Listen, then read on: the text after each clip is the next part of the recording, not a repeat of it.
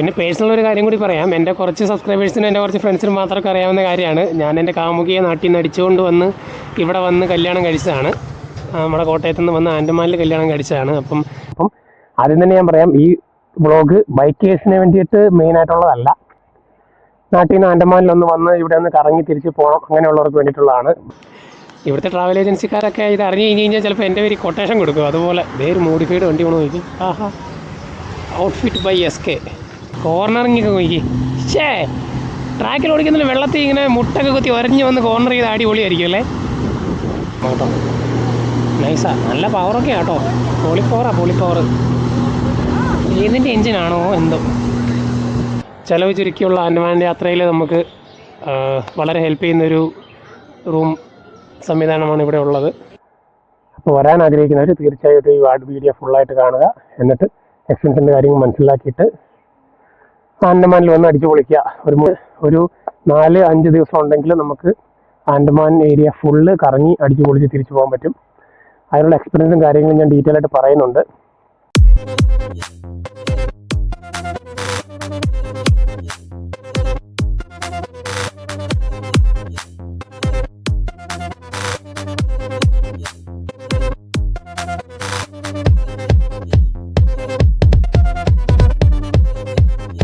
Hi YouTube, welcome to another video. അങ്ങനെ ഞാൻ ആൻഡമാനിൽ ഈ ബൈക്ക് എടുത്തുകൊണ്ട് വന്നപ്പം മുതൽ എന്നോട് കുറേ ഫ്രണ്ട്സൊക്കെ ചോദിക്കുന്നതാണ്, എങ്ങനെയാണ് ആൻഡമാനിൽ ട്രിപ്പ് പോയത്, അതിൻ്റെ ഡീറ്റെയിൽസ് എങ്ങനെയാണ്, എത്ര ചിലവാകുന്നുണ്ട്, എന്തിനാണ് ബൈക്ക് എടുത്തുകൊണ്ട് പോയത്, ഇവിടെ ബൈക്ക് റെൻറ്റിന് കിട്ടത്തില്ലേ, അങ്ങനെ കുറേ കാര്യങ്ങളൊക്കെ എൻ്റെ കുറേ ഫ്രണ്ട്സ് ചോദിച്ചു. അപ്പോൾ ഞാൻ അതിന് മുമ്പ് ഒരു കാര്യം പറയാം. ഞാൻ ആദ്യം എടുത്തുകൊണ്ട് വന്ന RR3 എൻ്റെ. പക്ഷേ ഇവിടുത്തെ TVSൻ്റെ ഷോറൂമിൽ RR3 സർവീസ് ഇല്ല. അതായത് സാധാരണ നാട്ടിൽ നമ്മുടെ RR3 ഓണേഴ്സിനൊക്കെ അറിയാവുന്ന കാര്യമാണ്. കേരളത്തിൽ RR3 ലോഞ്ച് ആയ സമയത്ത് 2017 ലാസ്റ്റ് 2018 ടൈമിൽ എറണാകുളത്തും കോഴിക്കോടും മാത്രമായിരുന്നു RR3 സർവീസ് ഉണ്ടായിരുന്നത്. സെയിൽസ് വന്നേരം അവിടെ മാത്രമേ ഉണ്ടായിരുന്നുള്ളൂ. അത് കഴിഞ്ഞാണ് തിരുവനന്തപുരത്തും കോട്ടയത്തും അവിടെ ഇവിടെയൊക്കെ സ്റ്റാർട്ടായത്. ഇപ്പോൾ തൃശ്ശൂരും ഒക്കെ ഉണ്ട്. അപ്പം ഇപ്പോഴും ആൻഡമാനിൽ TVS Apache RR3 service start ആയിട്ടില്ല. അപ്പം ഞാനിവിടെ RR3 1-2 പേരെ പരിചയപ്പെട്ടു. അപ്പം ആകെ 4 RR3 ഇപ്പോൾ ആൻഡമാനിലുള്ളൂ. 5ാമത്തെ വണ്ടിയായിരുന്നു ഞാൻ കേരളത്തിൽ നിന്ന് കൊണ്ടുവന്നത്. പക്ഷെ അവരും പറഞ്ഞു അവർക്ക് സർവീസ് ചെയ്യാൻ ഒരു മാർഗ്ഗമില്ല. അവർ യമഹ ഷോറൂമിൽ പോയി കൈയും കാലൊക്കെ പിടിച്ചാണ് അവരെ കൊണ്ട് സർവീസ് ചെയ്യിക്കുന്നത്. പിന്നെ അതിനൊരു ടെക്നീഷ്യനും ഇല്ല. TVSൻ്റെ സ്റ്റാഫ് ഇപ്പം സ്പെഷ്യൽ ട്രെയിനിങ് ബാംഗ്ലൂരൊക്കെ പോയി എടുത്തിട്ട് വരുന്ന ആൾക്കാരാണ് നമ്മുടെ ഷോറൂമിൽ കേരളത്തിലെ TVS RR3 സർവീസ് ചെയ്യുന്നത്. പക്ഷേ ഇവിടെ TVSൻ്റെ ഷോറൂമിൽ അങ്ങനെ ടെക്നീഷ്യന്മാരില്ല. RTR 200 വരെയുള്ള ബൈക്ക് മാത്രമേ ഉള്ളൂ. അല്ലെങ്കിൽ RTR 200 വരെ 160 നമ്മുടെ 4V സീരീസ് അതൊക്കെ മാത്രമേ ഉള്ളൂ ആൻഡമാനിലെ TVSൻ്റെ വണ്ടികൾ സർവീസ് ചെയ്യാൻ പറ്റത്തുള്ളൂ. അതുകൊണ്ട് തന്നെ ഞാൻ ഇങ്ങോട്ട് കൊണ്ടുവന്ന വണ്ടി അതുപോലെ തിരിച്ച് നാട്ടിലോട്ട് കൊണ്ടുപോയി. അതിന് നമ്മുടെ ഷിപ്പേൽ എക്സ്പെൻസ് വരുന്നത് വൺ സൈഡ് 15,000 രൂപയാണ്. അതുപോലെ നമ്മൾ കേരളത്തിൽ നിന്ന് ഓടിച്ച് ചെന്നൈയിൽ ഷിപ്പ് യാർഡിൽ കൊണ്ട് കൊടുക്കണം. അവിടെ ഈ പാക്കേഴ്സ് ആൻഡ് മൂവേഴ്സിൻ്റെ ഏജൻസിയും കാര്യങ്ങളൊക്കെ ഉണ്ട്. അവർക്ക് കൊടുത്ത് വേണം വണ്ടി നമ്മൾ കൊണ്ടുവരാൻ. അപ്പം അങ്ങനെ അത് സർവീസ് ഇല്ലാത്തതുകൊണ്ട് ഞാൻ ആ വണ്ടി തിരിച്ച് നാട്ടിൽ കൊണ്ടുപോയി. അത് കഴിഞ്ഞിട്ടാണ് ഈ ബൈക്ക് എടുത്തുകൊണ്ട് ഇപ്പം ഇവിടെ വന്നേക്കുന്നത്. അപ്പം ഇത് 2016 മോഡൽ ജിക്സർ SF ആണ്. കാർബറേറ്റർ മോഡൽ വണ്ടി, FI ഒന്നും അല്ല. ഈ വണ്ടി അന്ന് ലിമിറ്റഡ് എഡിഷൻ ആയിരുന്നു, വൈറ്റ് കളർ. നമ്മുടെ എറണാകുളത്ത് കുണ്ടന്നൂർ സുസുക്കിയുടെ ഷോറൂമിലാണ് ഞാൻ ഈ വണ്ടി വാങ്ങിച്ചത്.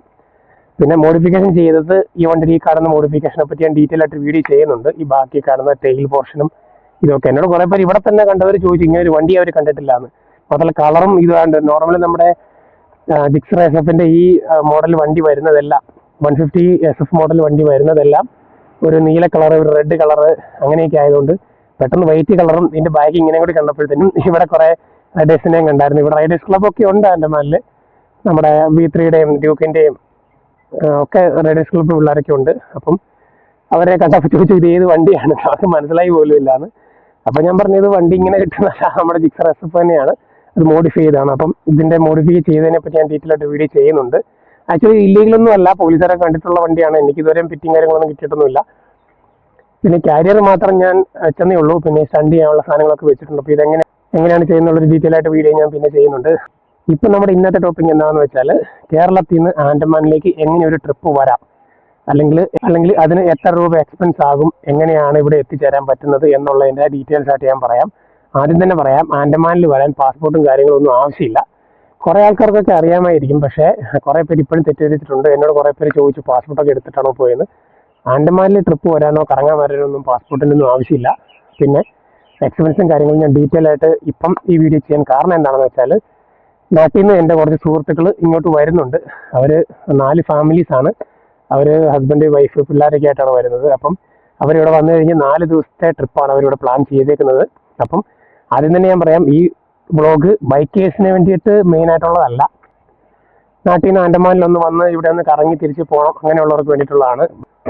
ബൈക്കിന് വരണം എന്നുള്ളവർക്ക് വരാം, പക്ഷേ അതൊരു ആവശ്യമില്ലാത്ത എക്സ്പെൻസ് ആയി മാറത്തേ ഉള്ളൂ. കാരണം എന്താണെന്ന് വെച്ചാൽ, ഇവിടെ വന്നു കഴിഞ്ഞാൽ നമുക്ക് 2 ദിവസം ബൈക്ക് ഓടിച്ചാൽ ഈ ഷിപ്പ് യാർഡിൽ കൊണ്ടുവന്ന് നമുക്ക് ബൈക്ക് തരുന്ന അവിടെ നിന്നുള്ള ഏരിയ കവറായി പോകും. അത് കഴിഞ്ഞാൽ നമുക്ക് ഇവിടെ മെയിനായിട്ട് കറങ്ങാനുള്ള സ്ഥലങ്ങളിലൊന്നും ബൈക്കായിട്ട് പോകാൻ പറ്റത്തില്ല. അതൊക്കെ വേറെ ദ്വീപിലേക്ക് വേണം നമ്മൾ ഇവിടുന്ന് പോകാൻ. ഇതൊരു ദ്വീപാണ്. ഇവിടുന്ന് അടുത്ത ദ്വീപിലേക്ക് ബോട്ടിലോ ഷിപ്പിലോ ഒക്കെ പോയാണ് നമ്മൾ ഇവിടുത്തെ കാഴ്ചകളൊക്കെ കാണാൻ പറ്റത്തുള്ളൂ. അതുകൊണ്ട് ബൈക്കായിട്ട് വരുന്നത് ആക്ച്വലി നഷ്ടമാണ്. കാരണം ഈ വണ്ടിയാണെങ്കിൽ പോലും 12,000 രൂപയാവും വൺ സൈഡ് ചെന്നൈ ടു ആൻഡമാനിൽ എത്താൻ വേണ്ടിയിട്ട്. തിരിച്ചു കൊണ്ടുപോകണമെങ്കിലും അത്രയാവും.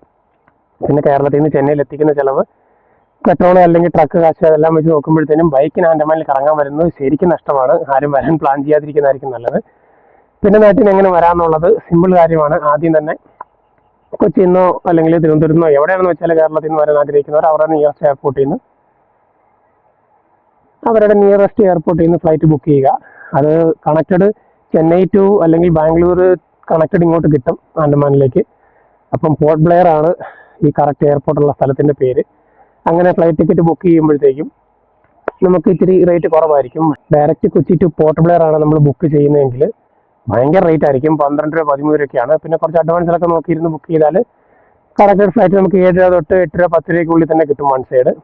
പിന്നെ ഇവിടെ വന്നു കഴിഞ്ഞ് കഴിഞ്ഞാൽ ഒരു 4-5 ദിവസം ഉണ്ടെങ്കിൽ നമുക്ക് ആൻഡമാൻ ഏരിയ ഫുള്ള് കറങ്ങി അടിച്ചു പൊളിച്ച് തിരിച്ചു പോകാൻ പറ്റും. അതിനുള്ള എക്സ്പീരിയൻസും കാര്യങ്ങളും ഞാൻ ഡീറ്റെയിൽ ആയിട്ട് പറയുന്നുണ്ട്. പിന്നെ നാട്ടിൽ നമ്മുടെ മലയാളികൾ ചെയ്യുന്ന മെയിൻ പ്രശ്നം എന്താണെന്ന് വെച്ചാൽ, ഒരുപാട് ആൾക്കാർ ഇവിടെ വന്ന് പോയിട്ടുണ്ട്. അവരും ചിലപ്പോൾ ഈ വീഡിയോ കാണുന്നുണ്ടായിരിക്കും. ഈ വീഡിയോ കണ്ടു കഴിഞ്ഞാൽ ചിലപ്പോൾ അവർ ചെയ്ത് നഷ്ടമായി എന്ന് അവർക്ക് തോന്നാം. അതിൻ്റെ കാരണം എക്സ്പെൻസ് തന്നെയാണ്. അപ്പം മെയിൻ കാര്യം എന്താണെന്ന് വെച്ചാൽ, വരാൻ ആഗ്രഹിക്കുന്നവരെല്ലാം അപ്പം തന്നെ ഈ ട്രാവൽ ഏജൻസി പോലെയുള്ള ഇവിടെ ഒരുപാട് ഡീലേഴ്സ് ഉണ്ട്. അവരായിട്ട് ഗൂഗിളിൽ നിന്നൊക്കെ നമ്പർ എടുത്തോ ഇല്ലെങ്കിൽ പോയിട്ടുള്ളവരോടൊക്കെ നമ്പർ വാങ്ങിച്ചോ ഒക്കെ ട്രാവൽ ഏജൻസി വഴി അല്ലെങ്കിൽ ഏജൻസി വഴി ഡീൽ ചെയ്ത് അവർ ട്രിപ്പ് പ്ലാൻ ചെയ്യും. അങ്ങനെ പ്ലാൻ ചെയ്യുമ്പോൾ കുഴപ്പം എന്താണെന്ന് വെച്ചാൽ, അവരുടെ കമ്മീഷനും കാര്യങ്ങളും എല്ലാം കയ്യിൽ നിന്ന് പോകും. അപ്പം ഞാൻ ഈ പറഞ്ഞ എൻ്റെ വരാൻ പോകുന്ന സുഹൃത്തുക്കൾ ആദ്യം ഏജൻസി വഴി സംസാരിച്ചു. അവർക്ക് ബ്രോഷറൊക്കെ അയച്ചു കൊടുത്തു. അപ്പം ബ്രോഷർ എന്ന് പറഞ്ഞു കഴിഞ്ഞാൽ അതിനകത്ത് ഡീറ്റെയിൽ, സ്ഥലപ്പേര്, എന്തൊക്കെ കാര്യങ്ങൾ അവർ നമുക്ക് തരും. അതായത് മീൻസ് ബ്രേക്ക്ഫാസ്റ്റ്, ഫുഡ് കാര്യങ്ങളൊക്കെ. പിന്നെ വണ്ടി, ഇവർക്ക് അങ്ങോട്ടും ഇങ്ങോട്ടും പോകാനുള്ള ചെറിയ ചെറിയ വണ്ടികൾ, അതിപ്പോൾ ആൾക്കാരുടെ എണ്ണം അനുസരിച്ച് അവർ ചെറിയ ചെറിയ ടാക്സി അല്ലെങ്കിൽ വലിയ ട്രാവലർ ഏത് വേണമെങ്കിലും അവർ അറേഞ്ച് തരും. അതൊക്കെ ഈ ട്രാവൽ ഏജൻസിക്കാരുടെ ഉത്തരവാദിത്തമാണ് ഇവിടെ വരുമ്പോഴത്തേക്കും. പക്ഷേ പ്രശ്നം എന്താണെന്ന് വെച്ചാൽ, ആ രീതിയിൽ ഞങ്ങൾ കണക്ക് കൂട്ടി നോക്കി. അതായത് എൻ്റെ സുഹൃത്തുക്കൾ ഇങ്ങോട്ട് വരാൻ പ്ലാൻ ചെയ്തത് തന്നെ കണക്ക് കൂട്ടി നോക്കിയപ്പോഴത്തേക്കും വന്ന ചിലവെന്ന് പറഞ്ഞു കഴിഞ്ഞാൽ നമ്മൾ ഞെട്ടിപ്പോകും.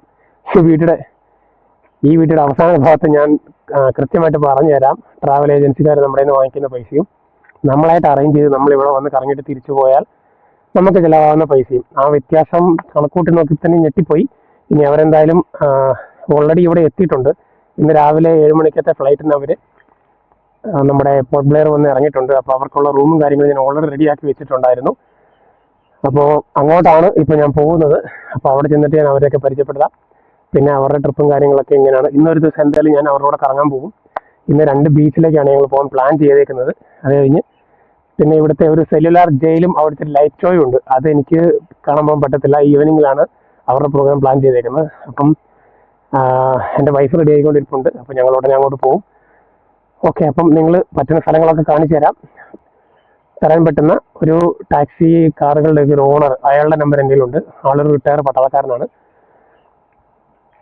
പിന്നെ ഇവിടെ നമുക്ക് ഇവിടുന്ന് നെക്സ്റ്റ് ദ്വീപിലേക്ക്, അതായത് 1 hour 2 hour ഒക്കെ ജേർണി ചെയ്താൽ അടുത്ത ദ്വീപിലേക്ക് പോകാം.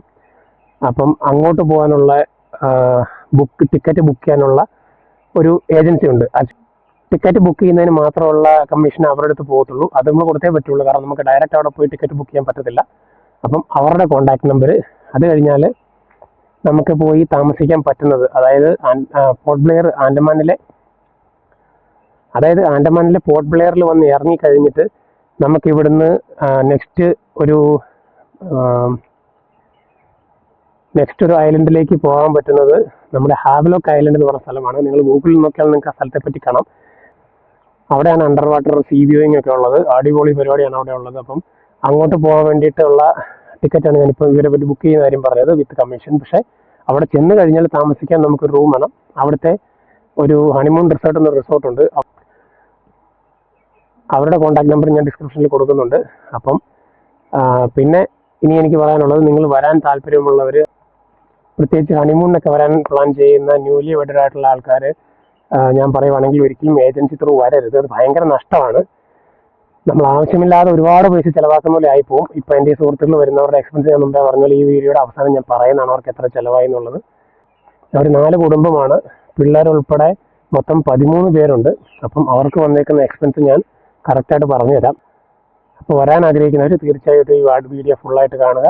എന്നിട്ട് എക്സ്പെൻസിൻ്റെ കാര്യങ്ങൾ മനസ്സിലാക്കിയിട്ട് ആൻഡമാനിൽ വന്ന് അടിച്ചു പൊളിക്കുക. ഒരു 3-4 ദിവസം ലൈഫിൽ കാണാൻ പറ്റിയ ഒരുപാട് സ്ഥലങ്ങളുണ്ട്. ഓക്കെ, ഞാൻ അധികം വലിച്ചു കിട്ടുന്നില്ല. ഞാനിപ്പോൾ അവരുടെ അടുത്തേക്ക് പോകാൻ പോവാണ്. എന്നിട്ട് ബാക്കി വിശേഷങ്ങൾ അവിടെ കാണാം. ഗൈസ്, അങ്ങനെ നമ്മൾ അവർക്ക് അക്കോമഡേഷൻ നമ്മൾ റെഡിയാക്കി കൊടുത്തതിൻ്റെ തൊട്ടടുത്ത് എത്താറായി. ഇവിടെ ആൻഡമാനിൽ ഒരുമാതിരി നോർമൽ റേറ്റിൽ കിട്ടുന്ന ഒരു റൂം അവൈലബിലിറ്റി ഇവിടെ തന്നെയായിരുന്നു. ഞാൻ കുറേ തപ്പി നടന്നിട്ട് അവസാനം ഞങ്ങൾ വന്ന ടൈമിൽ എനിക്ക് കിട്ടിയതാണ്. ഇവിടെ യാതൊരു കത്ത് റേറ്റും ഇല്ല. അതിൻ്റെ ഓണറാണെങ്കിലും ഒരു ലേഡിയാണ്, ആളൊരു പഞ്ചഭാവമാണ്, നല്ല സർവീസുമാണ്. പിന്നെ ഇവിടെ തൊട്ടടുത്ത് ഫുഡ് പോയി കഴിക്കാനുള്ളൊരു വലിയ ഹോട്ടൽ ഇല്ലാന്നേ ഉള്ളൂ.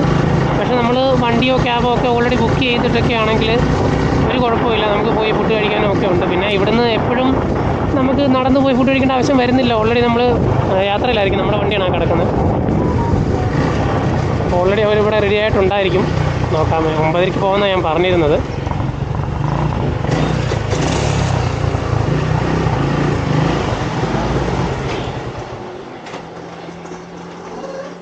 സുനിലേട്ടാ,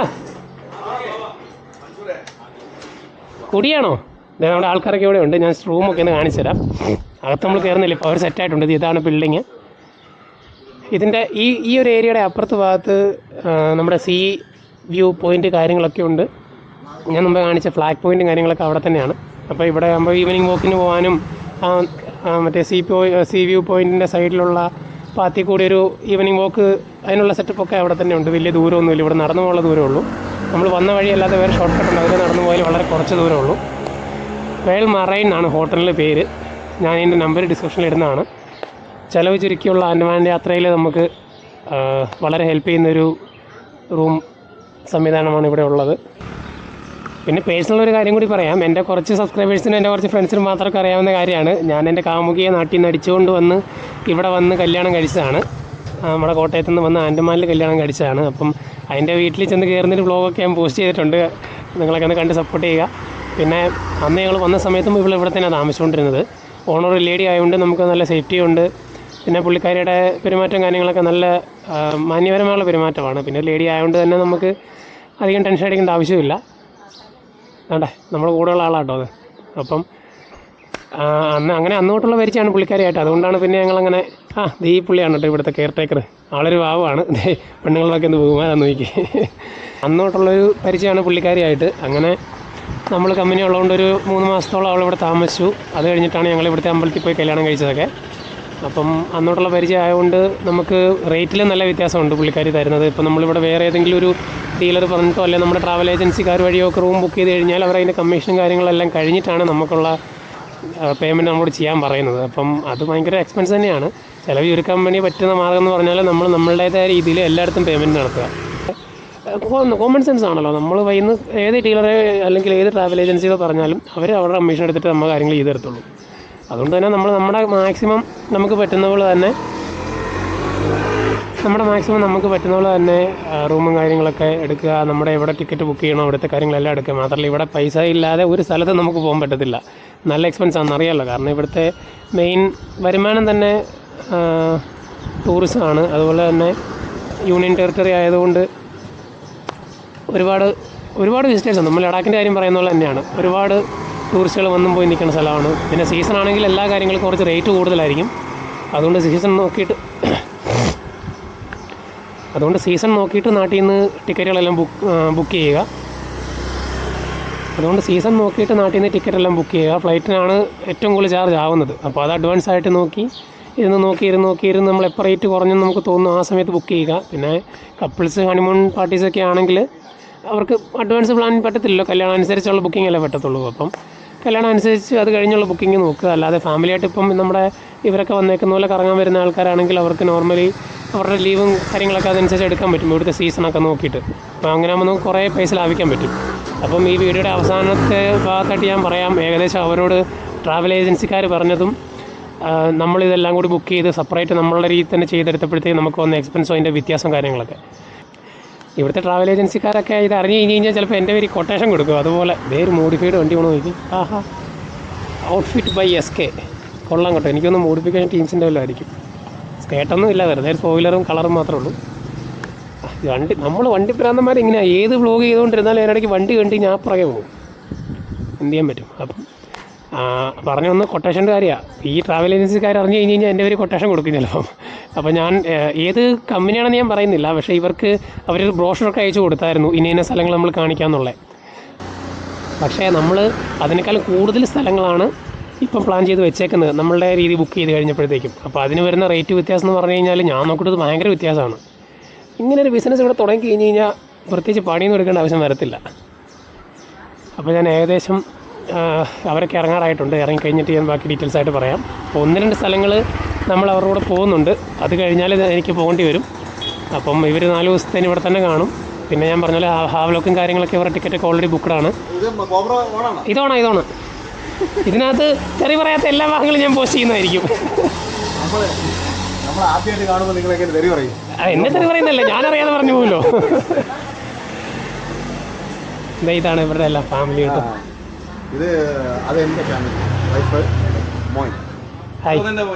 എന്താ പേര്? ഹെൽമെറ്റ് എടുത്ത് എൻ്റെ ക്യാമറയുടെ ആംഗിൾ പോവും. പേരെന്താ പറഞ്ഞാൽ കേട്ടില്ല. ആദിത്യൻ. എൻ്റെ ഒരു മൻസൂർ.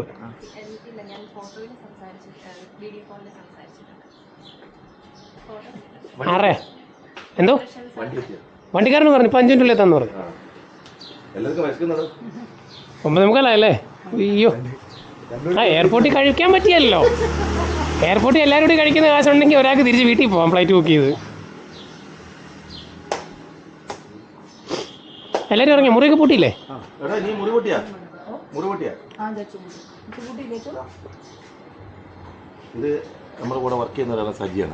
നിങ്ങൾ എല്ലാവരും ഒരേ സ്ഥലത്ത് തന്നെയാണോ?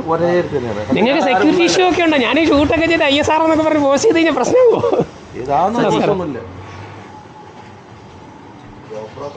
ആണോ? വ്ളോഗറാ? പിന്നെ ടെൻഷൻ പോയി കഴിഞ്ഞാൽ പണിയെടുക്കാൻ ജീവിക്കണ്ടേ?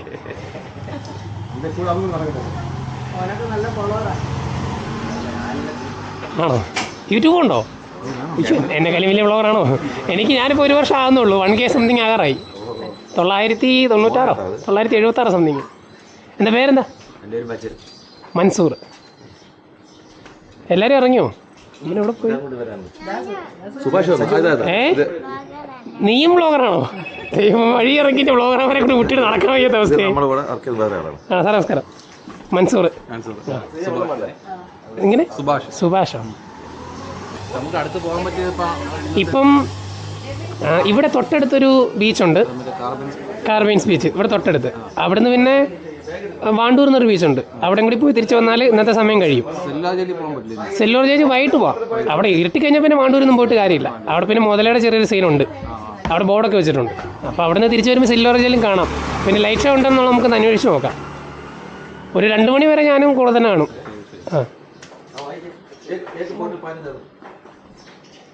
വണ്ടിക്കകത്ത് ഇടയുണ്ടോ ബാഗ് വെക്കാനൊക്കെ? ആണോ? ബീച്ചാ? രണ്ടും ബീച്ചാ? സെല്ലോർ ജയിൽ തൊട്ടടുത്താ. ബീച്ചിൽ നിന്ന് വന്നു കഴിഞ്ഞാൽ നമുക്ക് ഡ്രസ് ചേഞ്ച് ചെയ്യാൻ സമയം കിട്ടും. അത്രേ ഉള്ളൂ.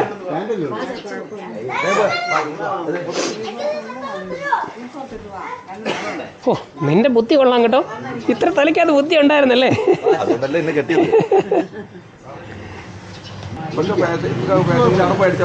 ഈ ചെരുപ്പ് ഓക്കെയാ? അല്ല, ചെരുപ്പ് ഇട്ടില്ലേലും കുഴപ്പമില്ല. ഊരിക്കളഞ്ഞിട്ട് വെള്ളത്തിൽ ഇറങ്ങാൻ പറ്റുന്ന സ്ലിപ്പർ മതി. പിന്നെ പേടിയില്ലാത്തവരാണെങ്കിൽ ജെറ്റ്സി ഉണ്ട്, ബോട്ടിംഗ് ഉണ്ട്, അതൊക്കെ ചെയ്യാം. അതെല്ലാം നനയുന്ന പരിപാടിയാണ്. അതുകൊണ്ട് മൊബൈൽ ഇടാനുള്ള പ്ലാസ്റ്റിക് കൂടെ എടുത്തോളാം പറ. അല്ലെങ്കിൽ പിന്നെ എൻ്റെ തന്നാൽ ഞാൻ പിടിച്ചോണ്ട് കര നിന്നോളാം. നമ്മൾ ജീൻസും പാൻറ്റും ഇട്ടാൽ നമുക്ക് വെള്ളത്തിലൊന്ന് ഇറങ്ങാൻ പോലും കാല് പോലും നനയ്ക്കാൻ പറ്റത്തില്ല. തുറക്കരുത്. कहीं कोई प्रॉब्लम तो नहीं है ना? कोई बात प्रॉब्लम नहीं। ठीक है।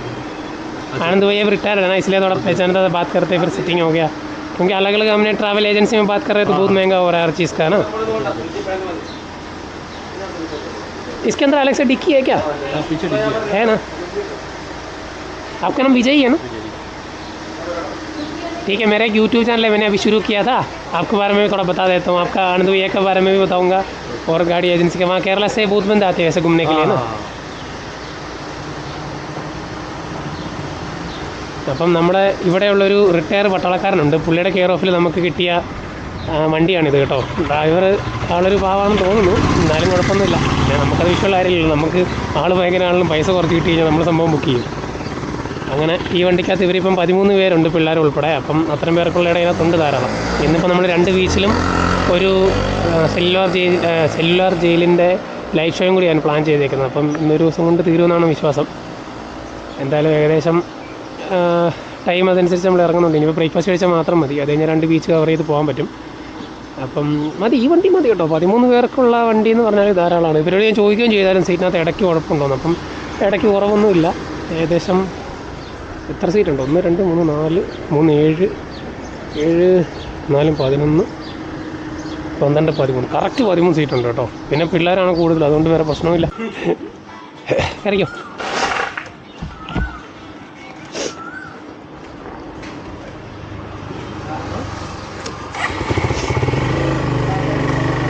ഗൈസ്, അപ്പോൾ അങ്ങനെ നമ്മൾ അവരുടെ ബ്രേക്ക്ഫാസ്റ്റ് കഴിക്കാൻ വേണ്ടിയുള്ള സ്ഥലത്തേക്ക് പോവാണ്. ഇവിടെ ഒരുമാതിരിപ്പെട്ട ഹോട്ടലിലൊക്കെ റേറ്റ് കൂടുതൽ തന്നെയാണ്, എന്നാലും അത്യാവശ്യം റേറ്റ് കുറവുള്ളിടത്ത് തന്നെയാണ് നമ്മൾ പോകുന്നത്. പിന്നെ പറഞ്ഞിട്ട് കാര്യമില്ല, ബിസിനസ്സാണ് അവർക്ക്, അതുകൊണ്ട് നമ്മൾ വലിയ കാര്യമൊന്നും പ്രതീക്ഷിക്കേണ്ട. പിന്നെ ഇതുപോലൊരു സ്ഥലത്ത് കറങ്ങാൻ വരുമ്പം കുറച്ച് റേറ്റ് കാര്യങ്ങളൊക്കെ കയ്യിൽ നിന്ന് പോകും. എനിക്ക് ഷോർട്ട് കട്ട് അറിയാമോ? അവന് ഷോർട്ട് കട്ട് അറിയാമെന്ന് അറിയത്തില്ലല്ലോ.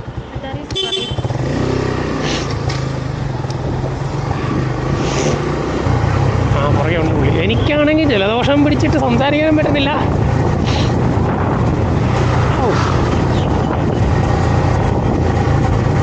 അപ്പം ഈ ഹോട്ടലിൽ ഞാൻ പറഞ്ഞ പ്രത്യേകം എന്ന് വെച്ചാൽ, അവിടെ നിന്ന് ഇപ്പോൾ ഇത്രയും ദൂരം ഇങ്ങനെ വന്നേ ഉള്ളൂ, ഒരു 2 മിനിറ്റ് നടക്കുന്ന ദൂരത്തിലാണ് ഈ പറഞ്ഞ ബീച്ചല്ല, ഈ സീ വ്യൂ പോയിൻ്റ് ഉള്ളത്.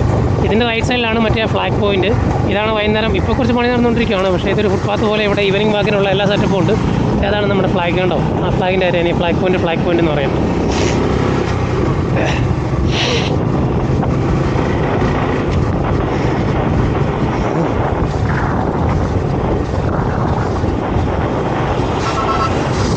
ഇത് നല്ല എന്നാ രസമാണെന്ന് നോക്കിയാൽ, കാണാനും ഭംഗിയാന്ന് നോക്കിയോ. വെറുതെയല്ല, ആൻഡമാനി ഒന്ന് വരണം. ഇച്ചിരി പൈസ പോയാലും ഇച്ചിരി കഷ്ടപ്പെട്ട പൈസ ഉണ്ടാക്കിയിട്ടാണെങ്കിലും ഒരു തവണയെങ്കിലുമൊക്കെ വന്ന് സ്ഥലങ്ങളൊക്കെ കണ്ടിട്ട് പോയി കഴിഞ്ഞാൽ അടിപൊളിയായിരിക്കും. പിന്നെ കഷ്ടപ്പെടാതെ പറ്റത്തില്ലല്ലോ. കാശുള്ളവരൊന്ന് അർമാനിച്ചിട്ട് പോവും, കാശില്ലാത്തവരൊന്ന് സ്ഥലം കണ്ടിട്ട് പോവും. അതാണ് വരുന്നതിൻ്റെ വ്യത്യാസം. വലത്തോട്ട് ഇൻഡിക്കേറ്റർ ഇട്ടു, ഫുട്പാത്തിൽ നിർത്തി. പിന്നെ ഓട്ടോയുടെ കാര്യത്തിൽ ഓട്ടോ ഡ്രൈവർമാർ, ചേച്ചി എന്താണിത്?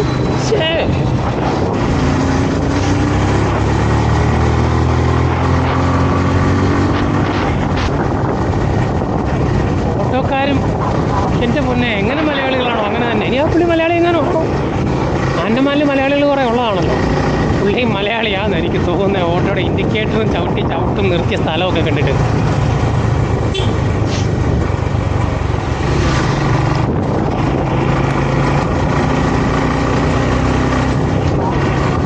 ഞാൻ പിന്നെ ഇതിലെ കുറേ നാൾ കറങ്ങി അത്യാവശ്യം സ്ഥലങ്ങളൊക്കെ മനസ്സിലായിട്ടുണ്ട് എനിക്ക് കേട്ടോ. റൂട്ടും മനസ്സിലായി. പിന്നെ എന്നാന്ന് പറഞ്ഞാൽ മനസ്സറിഞ്ഞ് 5 ദിവസം വേണ്ടേ 3 ദിവസത്തിന് വേണ്ടി വണ്ടി ഓടിച്ച് കഴിഞ്ഞാൽ ആൻഡമാൻ തീർന്നു. അത്രയുള്ള ആൻഡമാനിൽ കറങ്ങാനുള്ള സ്ഥലം.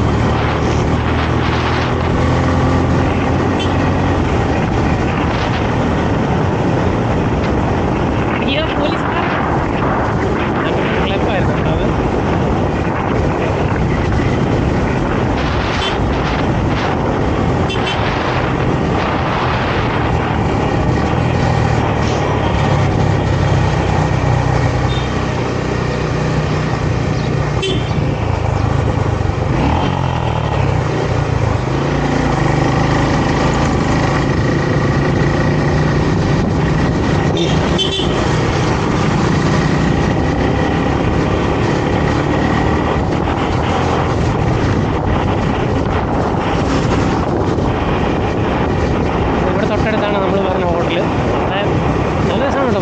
അത്യാവശ്യം റേറ്റ് ഉണ്ട്, പക്ഷേ പറഞ്ഞിട്ട് കാര്യമില്ല. ഞാൻ പറഞ്ഞ പോലെ എന്നാന്ന് പറഞ്ഞാലും നല്ല ഫുഡ് കഴിക്കണമെങ്കിൽ ഇച്ചിരി കാശ് കൊടുക്കണം എന്ന് പറഞ്ഞ പോലെ. പിന്നെ ഒത്തിരിയൊക്കെ ചില ചുരുക്കിയിട്ടും കാര്യമില്ല, ഇവിടെയൊക്കെ വന്നതല്ലേ.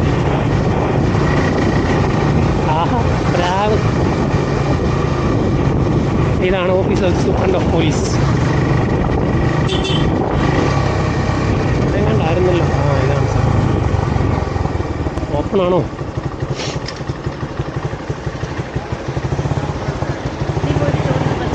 ഭയ്യ ഓപ്പൺ ചെയ്യണേ, ഹോട്ടല് ഓപ്പൺ ആണോ? 13 പേർക്ക് സീറ്റിംഗ് കപ്പാസിറ്റി ഉണ്ടോ എന്ന് ചോദിക്കും. 13 പേർക്ക്. ഓഹോ,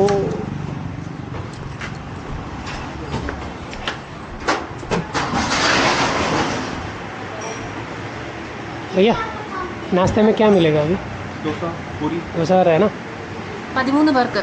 नहीं तेरे बंदे के लिए अंदर. ഓക്കെ, ഇവിടെ സെറ്റാണ് പീസ്. ദോശയൊക്കെ കിട്ടും. സുല്ലേട്ടാ, ദോശയും ചപ്പാത്തിയൊക്കെ ഉണ്ട്. എന്നാൽ ഇവിടെ തന്നെ കഴിച്ചിട്ട് പോയാൽ പോരെ? ഇതാകുമ്പോൾ അവിടുത്തെ നമുക്ക് തിരിച്ചാണ് പോകേണ്ടത്. വന്ന റൂട്ടിലാണ് നമ്മളെ ബീച്ചിലേക്ക് പോകേണ്ടത്.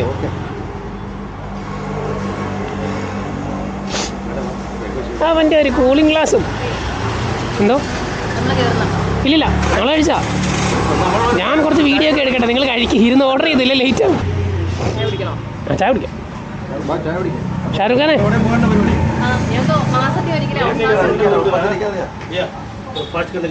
हमने किया नहीं हम कर लेते.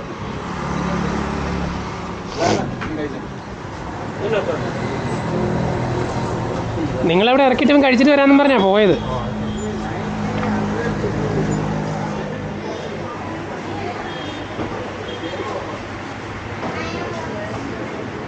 നമ്മൾ എടുത്തേക്കുന്ന റൂമിൻ്റെ തൊട്ടടുത്തായിട്ടുള്ളതിൽ ഏറ്റവും വലിയ ഹോട്ടൽ ഇത് തന്നെയാണ്. ഇവിടെ ഇത്രയും സീറ്റിംഗ് കപ്പാസിറ്റി ഉണ്ട്. ഈ സമയത്ത് ദോശയും കാര്യങ്ങളൊക്കെ കിട്ടുന്നുമുണ്ട്. അപ്പം ബ്രേക്ക്ഫാസ്റ്റ് ഇവിടെ നിന്ന് ഫിക്സ്.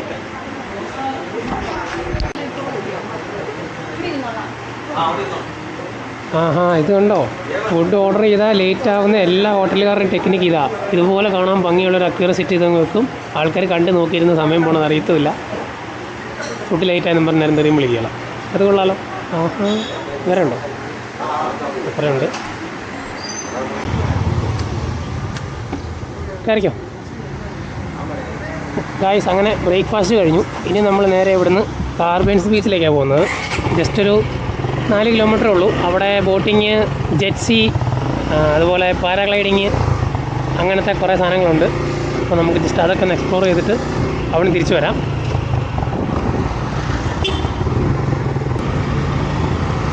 ഇതാണ് കേട്ടോ ആൻഡമാനിലെ വളരെ പ്രശസ്തമായ ക്ലോക്ക് ടവർ എന്ന് പറയുന്ന സാധനം. കറക്റ്റ് സമയമൊക്കെ HMT ആണ്. HMT. നമുക്കിവിടുന്ന് വലത്തേക്ക്. എവിടെയാ? അവിടെ ഹെൽമെറ്റ് എടുത്തില്ല. ഇപ്പോൾ പോലീസ് പിടിച്ചിരുന്നെങ്കിൽ ഞാനും ശ്രദ്ധിച്ചില്ല കേട്ടോ. ഞാൻ ഈ ക്യാമറ ഓണാക്കിയിട്ട് സംസാരിക്കുന്നതിന് തിരക്കില്ലേ.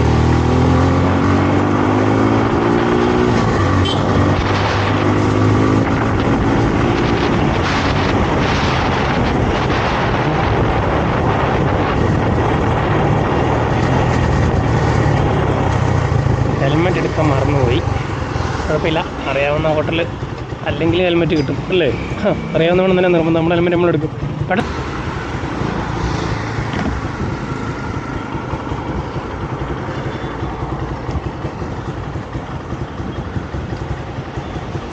ഹെൽമെറ്റ് ആയിട്ടില്ലേ, കാറ്റത്ത് പറക്കൊന്നുമില്ലല്ലോ. കുറച്ചുകൂടി മുമ്പിലേക്ക് ഇറക്കി വെച്ചാലേ ഗ്ലാസ് കൊണ്ട് കവർ ആയിക്കോളും. ഇരിക്കും. അത്ര നേരം ഒരു വണ്ടി ഇല്ലായിരുന്നു. ക്രോസ് ചെയ്യാൻ നിന്ന് കഴിഞ്ഞാൽ പിന്നെ വണ്ടിയോട് വണ്ടി. ഞാൻ അവിടെ നിൽക്കുന്നത്, ഞാൻ പോയിട്ട് പോകാം.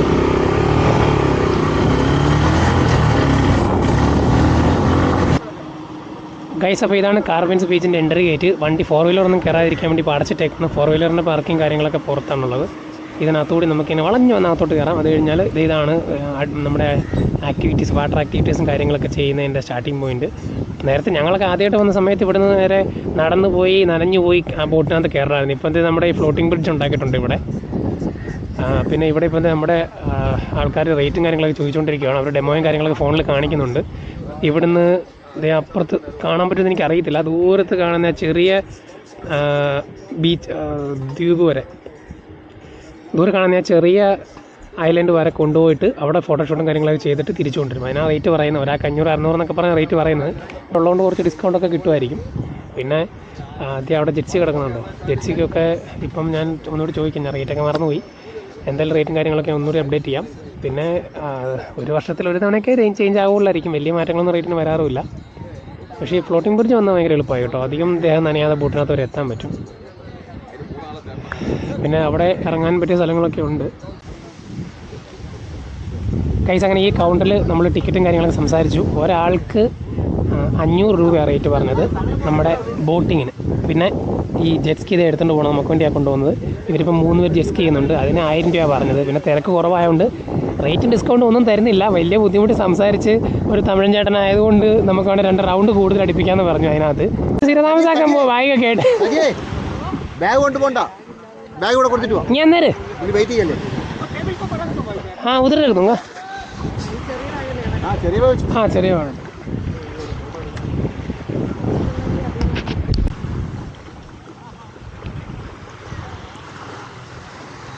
ഫ്ലോട്ടിംഗ് ബ്രിഡ്ജ് കയറാനായിട്ട് പൈസ കൊടുക്കണ്ടാത്തതുകൊണ്ട് ഞാൻ നൈസായിട്ടൊന്ന് കയറിയിട്ട് വരാം. ഷൂ നനയുമോ?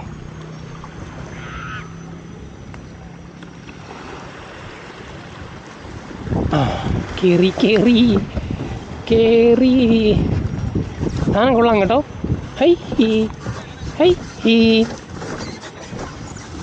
ഫ്ലോട്ടിംഗ് ബ്രിഡ്ജ് എങ്ങാനും മുങ്ങിയാ ഞാനും പോയി, മൊബൈലും പോയി, ക്യാമറയും പോയി കേട്ടോ.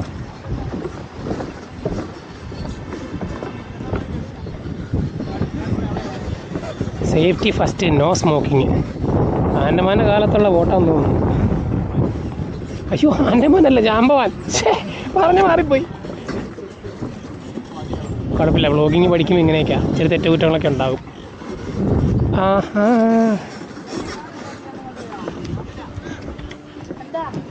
चलिए सर, बैठ जाइए, जैकेट डालिए गले में आप लोग।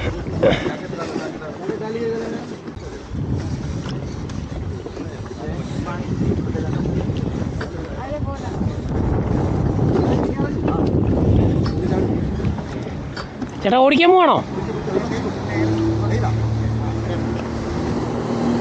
വേണ്ട, താൻ പോകണം കേട്ടോ. നൈസാ, നല്ല പവറൊക്കെ കേട്ടോ. പോളിപ്പവർ. ഏതിൻ്റെ എൻജിനാണോ എന്തോ.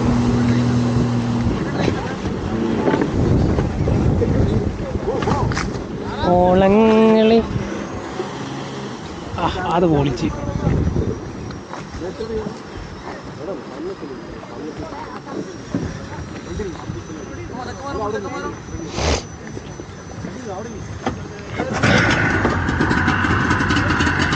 Yamaha.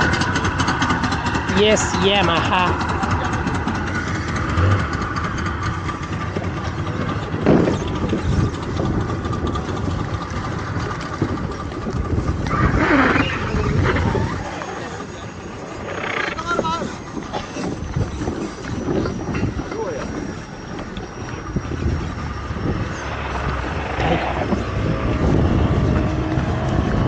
അതും പോയി. അയ്യാ കേട്ടില്ലല്ലോ. കൊള്ളാം. യമഹ പിന്നെ അങ്ങനെയാണല്ലോ. അയ്യോ, യമഹ എന്ന് പറഞ്ഞാൽ തന്നെ 100 കിലോമീറ്റർ കഴിഞ്ഞ് സ്പീഡ് കൂടുന്നതാണ്.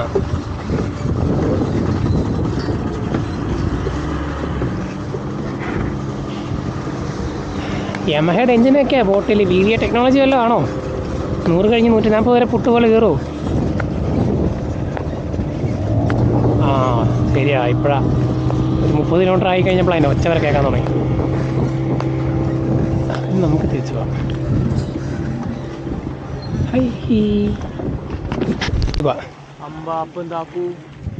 ഒരു മിനിറ്റ്, എൻ്റെ വ്ളോഗേഴ്സിന് വേണ്ടി നീ എന്ന് പറഞ്ഞു ജെറ്റ്സ്കി ഓടിച്ചിട്ട് എക്സ്പീരിയൻസ് എങ്ങനെയുണ്ട്? വീഡിയോ നിനക്ക് എടുക്കാൻ പറ്റില്ല, അതെനിക്ക് മനസ്സിലായി. ക്യാമറ ഇവിടെ കണ്ടില്ല. നീ ഓടിച്ചിട്ട് എങ്ങനെയുണ്ട് സാധനം? അടിപൊളിയാണ് സംഭവം. നമ്മൾ അവിടെ വരെ പോയി ഇങ്ങോട്ട് വന്ന് ഇനിയിപ്പോൾ ഒരു എക്സ്ട്രാ റൈഡ് കൂടി തരുമെന്ന് പറഞ്ഞു. അത് തരും. അതാണല്ലോ നമ്മൾ മുമ്പേ സംസാരിച്ച് സെറ്റാക്കി. നല്ല തരത്തൊന്നുമില്ല, ഇവിടെ വന്ന് സംസാരിച്ച് ആര് തരാൻ? ആ തമിഴ് ചേട്ടനായോണ്ട് അത്രയെങ്കിലും സമ്മതിച്ചത്. സംഭവം പൊളിയല്ലേ? നമ്മൾ വിചാരിക്കുന്ന അത്ര ഈസി ഒന്നും അല്ലല്ലോ ബാലൻസ് ചെയ്യാൻ. ഇച്ചിരി ബുദ്ധിമുട്ടല്ലേ ബാലൻസ് ചെയ്യാൻ? പിന്നെ ആക്സിലേറ്റർ ഭയങ്കര സിമ്പിൾ അല്ലേ, സിംഗിൾ ലിവറിൽ. ബൈക്കിനൊക്കെ അങ്ങനെ ആക്കിയിരുന്ന അടിപൊളിയായിരുന്നു. ഇങ്ങനെ തിരിക്കണ്ടല്ലോ, ഇങ്ങനെ ടിങ് ഓടിക്കാം.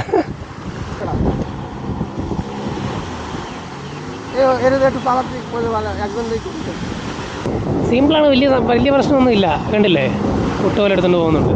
പിന്നെ ഒത്തിരി ഇട്ട് വളയ്ക്കാൻ പിള്ളേരൊക്കെ നിന്ന് കഴിഞ്ഞാൽ സംഭവം ചുമ്മാ തലകുത്തി മറിയും വട്ടം. ആ ഒരു വിഷയമുള്ളൂ.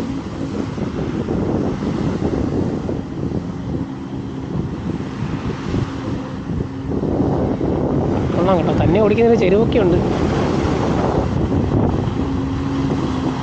ഉണ്ടോ കൊള്ളാം, സാധനം കൊള്ളാം. മോനെ കോർണറിങ്ങൊക്കെ നോക്കി. ഷേ ട്രാക്കിൽ ഓടിക്കുന്നതിന് വെള്ളത്തിൽ ഇങ്ങനെ മുട്ടൊക്കെ കുത്തി ഒരഞ്ഞ് വന്ന് കോർണർ ചെയ്ത് അടിപൊളിയായിരിക്കും അല്ലേ. ആ കിടുക്കൻ. അത് ഇവിടെ വന്ന് കറങ്ങിയത് അടിപൊളിയായിരുന്നു. ഈ സംഭവം ഇതുണ്ടോ, ഇത് അടിപൊളിയായിരുന്നു നീ ഓടിച്ചത്. ജസ്റ്റ് ഒന്ന് ഫോൺ എടുത്തിട്ട് അവരോട് ചോദിച്ചാലും ജസ്റ്റ് വീഡിയോ എടുക്കാൻ സമ്മതിക്കുമെന്ന്. ഇവിടെയോ? അത് എടുത്തിട്ടുണ്ടോ നീ ഓടിച്ചത്? ആ നീ ഇവിടെ ഒന്ന് കറക്കിയാൽ എടുത്തിട്ടുണ്ട്. അത് നിന്റെ ഉണ്ട്, ചേട്ടൻ്റെ ഉണ്ട്.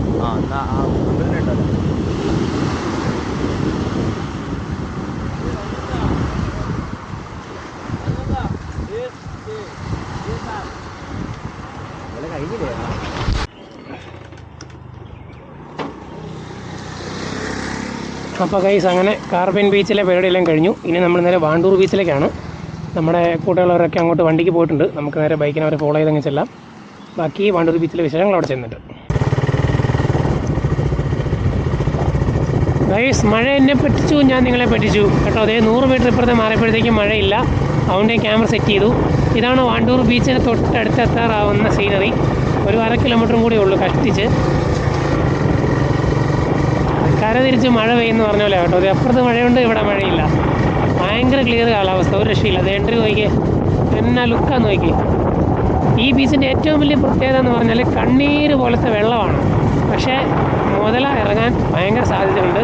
പല ആൾക്കാരും കണ്ടിട്ടുണ്ട്. അവിടെ ഒരു അവിടെ മുതല ഉണ്ടെന്നുള്ളതിൻ്റെ ഒരു സൈൻ ബോർഡ് വെച്ചിട്ടുണ്ട്. ഞാൻ അവിടെ ചെല്ലുമ്പോൾ കാണിച്ചു തരാം. അപ്പം ഇതാണ് തൊട്ടടുത്ത് എത്താവുന്നൊരു വ്യൂ കേട്ടോ. ഭയങ്കര ഭംഗി എന്ന് പറഞ്ഞാൽ ഭയങ്കര ഭംഗി. പക്ഷേ ഇവിടെ ബീച്ചായിട്ട് ടൂറിസ്റ്റുകൾ അധികം ഇറങ്ങാറൊന്നുമില്ല. അപ്പുറം ഏരിയയാണ് ആൾക്കാർ കൂടുതൽ ഇറങ്ങുന്നത്. അവിടെ എൻട്രിയും കുറേ കടയും കാര്യങ്ങളൊക്കെ ഉണ്ട്. അപ്പം നമുക്ക് അങ്ങോട്ട് പോകാം.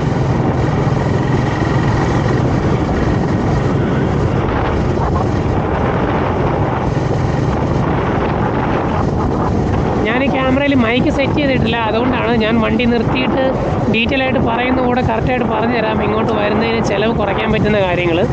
നമ്മളിവിടുത്തെ ടൂറിസ്റ്റിൻ്റെ ഏജൻസികളെ വിളിച്ചിട്ട് അത്രയും പൈസ മുടക്കി ഒരു പാക്കേജ് പോലെ എടുത്ത് വരുന്നത് നമുക്ക് സത്യം പറഞ്ഞാൽ ഭയങ്കര നഷ്ടമാണ്. അത് എനിക്ക് തോന്നുന്നു ഇതുവരെ ആരും ഇവിടെ വന്നിട്ട് ഇതുപോലെ വീഡിയോ ചെയ്ത് പറഞ്ഞിട്ടുണ്ടെന്ന് തോന്നുന്നില്ല. അതുകൊണ്ടാണ് ഞാനിങ്ങനെ വ്ളോഗ് ചെയ്യാൻ വേണ്ടി തീരുമാനിച്ചത്. നമുക്ക് ഭയങ്കര ചിലവ് കുറഞ്ഞ രീതിയിലാണ് ഞാനിപ്പം നമ്മുടെ സുഹൃത്തുക്കളോട് ഇങ്ങോട്ട് വരാൻ പറഞ്ഞ് എക്സ്പീരിയൻസ് ഒക്കെ പറ, എന്നിട്ട് വേണം എനിക്ക് പോസ്റ്റ് ചെയ്യാൻ. അല്ല മറ്റേ ഞാൻ പറഞ്ഞ ഒരു സത്യമില്ലേ, നമ്മൾ ട്രാവൽ ഏജൻസി വിളിച്ചിട്ട് കാശ് കൊടുത്ത് വരുന്നത് പിന്നെ അത് ഭയങ്കര നഷ്ടമല്ലേ. എൻ്റെ റേറ്റ് വ്യത്യാസമാണ് വരുന്നത്. ഇതൊന്ന് കാൽക്കുലേറ്റ് ചെയ്തിട്ടുണ്ടോ എനിക്ക് എൻ്റെ വ്ളോഗേഴ്സ് അല്ല എൻ്റെ വ്യൂവേഴ്സിനോടൊന്ന് പറയാൻ. എടാ ഇപ്പം തന്നെ എന്താ നമ്മളെല്ലാം കൂടി വന്നിട്ടുണ്ടെങ്കിൽ ഇപ്പം നീ പറഞ്ഞില്ലേ, പറഞ്ഞ 23,000-ൻ്റെ 75 നമ്മുടെ വോട്ടിങ്ങിന് കൊടുത്തത്. ചില സമയത്ത് അത് കുറയും.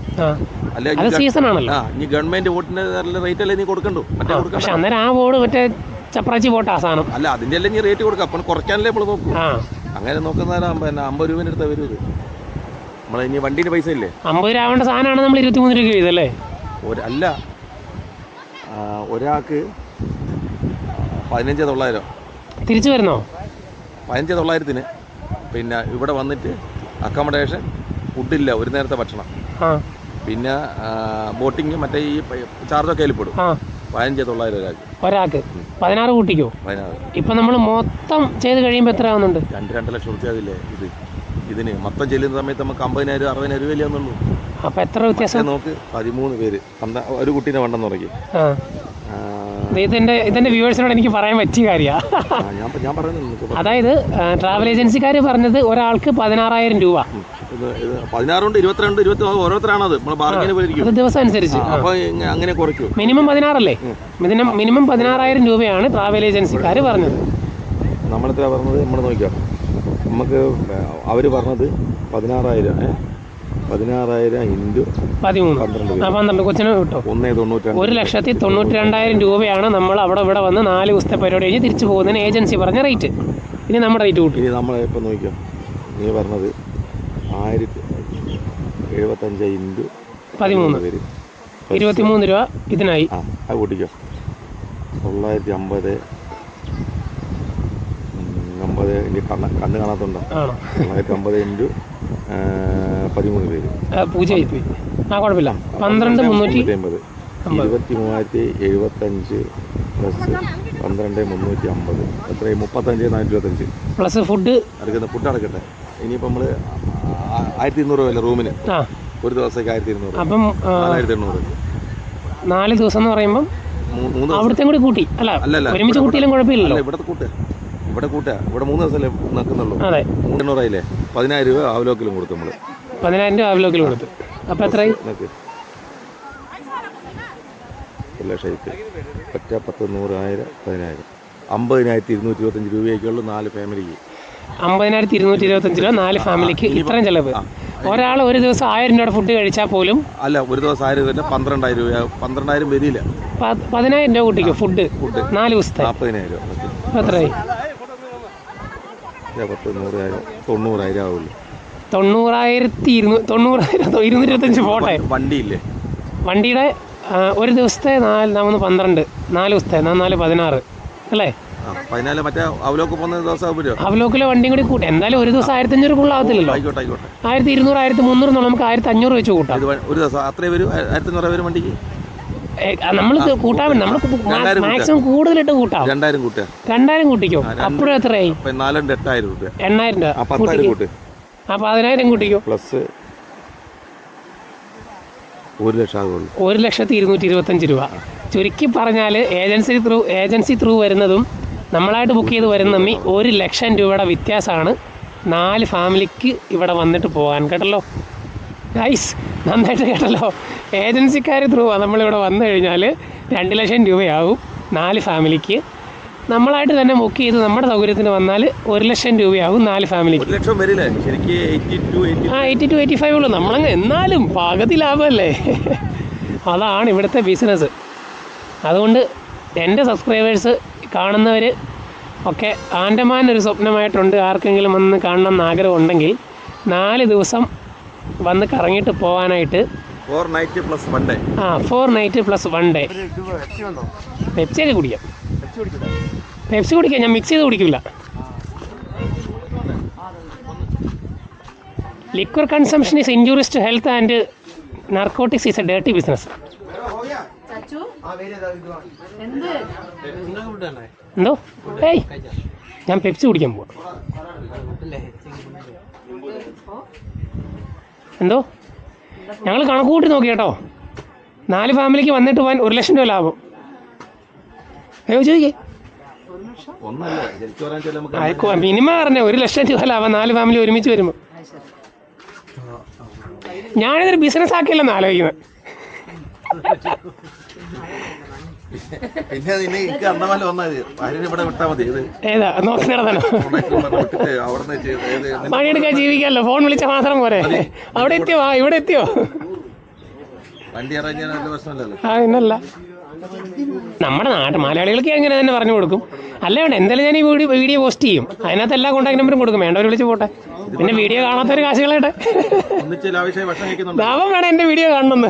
ഇനിയിപ്പം നമ്മൾ ഭക്ഷണം എത്ര വരുന്നത്? അതെ അല്ലാതെ നമ്മൾ ഇന്ത്യയിൽ വരുന്ന സമയത്ത് വളരെ പിന്നല്ലോ ആവശ്യത്തിന് മാത്രമല്ലേ കഴിക്കുന്നുള്ളൂ. അതെ ഇതിപ്പോൾ നമ്മുടെ അത്രയും ഫണ്ട് ഉണ്ടായിട്ടാണ് നമ്മൾ പ്ലാൻ ചെയ്യുന്നത്. നമുക്ക് ലാവിഷായിട്ട് ഭക്ഷണം കഴിക്കാമല്ലോ. അപ്പോൾ ഗൈസ് ഇതാണ് വാണ്ടൂർ ബീച്ച്. ഞാൻ പറഞ്ഞില്ലേ ഇപ്പോൾ ഞങ്ങൾ കാൽക്കുലേറ്റ് ചെയ്ത് നോക്കിയപ്പോൾ ഏകദേശം പകുതി പൈസ ആവുന്നുള്ളൂ. നമ്മുടെ സൗകര്യത്തിന് എല്ലാ കാര്യങ്ങളും ബുക്ക് ചെയ്തൊക്കെയാണ് ഇവിടെ കറങ്ങാൻ വരുന്നതെങ്കിൽ. അതുകൊണ്ട് ആൻഡമാനിൽ വരാൻ താല്പര്യമുള്ളവർ ഏജൻസിയൊക്കെ കോൺടാക്ട് ചെയ്ത് പൈസ കളയാതെ സ്വന്തം ഇഷ്ടപ്രകാരം ബുക്ക് ചെയ്ത് വരിക. നമ്മുടെ സൗകര്യത്തിന് വരിക. 2 ദിവസം എക്സ്ട്രാ നിന്നിട്ട് പോകാനുള്ള ലാഭം നമുക്ക് അതല്ല കേട്ടോ, അതിനേക്കാളും കൂടുതൽ നല്ല രീതിയിൽ നമുക്ക് പൈസ സേവ് ചെയ്യാൻ പറ്റും. നാളെ 8:30 റെഡിയാണോ? പിന്നെ ഈ ബ്രേക്ക്ഫാസ്റ്റ് നമുക്ക് അവിടെ എത്തിക്കാൻ പറ്റുന്നു. സുഖിയുണ്ട് മറ്റേ ഇതുണ്ട് എന്താ വെച്ചിട്ടുണ്ട് അവിടെ ഇത്രയും ഇത് വരികയെന്നുള്ളത്. അപ്പോൾ നമ്മൾ പറഞ്ഞാൽ അവിടെ നിന്ന് കഴിക്കാന്ന് പറഞ്ഞു. അപ്പം പറഞ്ഞു അവിടെ നിന്ന് കഴിക്കാൻ ഡ്രൈവർ പൈസ 150 GST കൊടുക്കണം. അതുകൊണ്ട് പൈസ തരില്ല.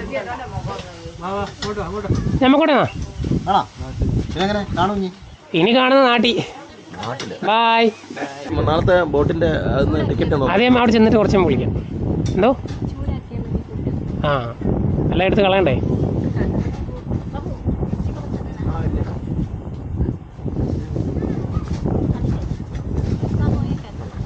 നമുക്ക് തരാൻ പറയാം. ചേച്ചി പോയിക്കോട്ടോ. എന്തെങ്കിലുമൊക്കെ നാട്ടിൽ കാണാം.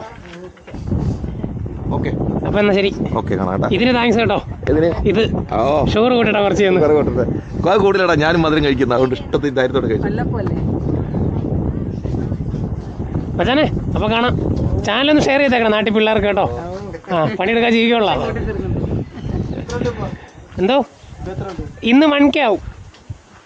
തുടങ്ങിയതേ ഉള്ളന്നേ. ആയ കാലത്തൊക്കെ തുടങ്ങിയിരുന്നു ഞാനിപ്പോൾ രാജാവായനെ. ലഡാക്കിലൊക്കെ ബൈക്കിന് പോയിട്ട് വന്നാ. പക്ഷെ അന്ന് ചാനലൊന്നും ഇല്ല, ആരും അറിഞ്ഞില്ല ഞാൻ പോയെന്ന് വന്നതും ഒന്നും. എന്തോ ഇനിയാവും. ഇനി ഞാൻ വിടത്തില്ലല്ലോ ഈ പരിപാടി. പോകട്ടെ. ഓക്കെ എന്നാ ബൈ. എന്നാടാ അയ്യോ അവനീ പൊതി കൊണ്ടുപോകും. ഇനി നമുക്ക് നടക്കണം. മടുത്തോ? ഭയം പിടിക്കണോ? വെയിറ്റ് ഉണ്ടോ? അയ്യോ ഇത്ര വെയിറ്റ് ഉണ്ടോ ഇതിന്? താക്കോലെന്തി? താക്കോലെടുക്കാതെ അരുണോദയത്തിൻ. വണ്ടിയിലായിരിക്കും മിക്കവാറും. വണ്ടിയിൽ നിന്ന് കയറുന്ന സ്വഭാവം നമുക്കില്ലല്ലോ.